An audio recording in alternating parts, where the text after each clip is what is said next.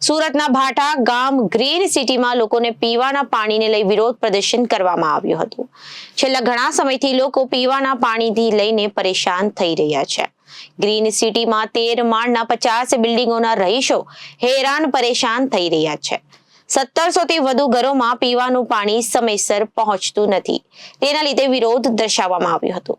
સુરતના ભાટા ગામ ગ્રીન સિટીમાં લોકોને પીવાના પાણીને લઈ વિરોધ પ્રદર્શન કરવામાં આવ્યું હતું. છેલ્લા ઘણા સમયથી લોકો પીવાના પાણીથી હેરાન પરેશાન છે. 1700 થી વધુ ઘરોમાં પીવાનું પાણી સમયસર પહોંચતું નથી. 5000 થી વધુ લોકોને નથી મળતું પીવાનું પાણી અને વારંવાર રજૂઆત કરવા છતાં પીવાનું પાણી ન મળતા લોકોમાં ભારે રોષ ફેલાયો છે. તમામ સોસાયટીના રહીશો ભેગા થઈ વિરોધ દર્શાવ્યો હતો. પાણીનું ટેન્કર મંગાવી પાણીની કિલ્લત દૂર કરી રહ્યા છે.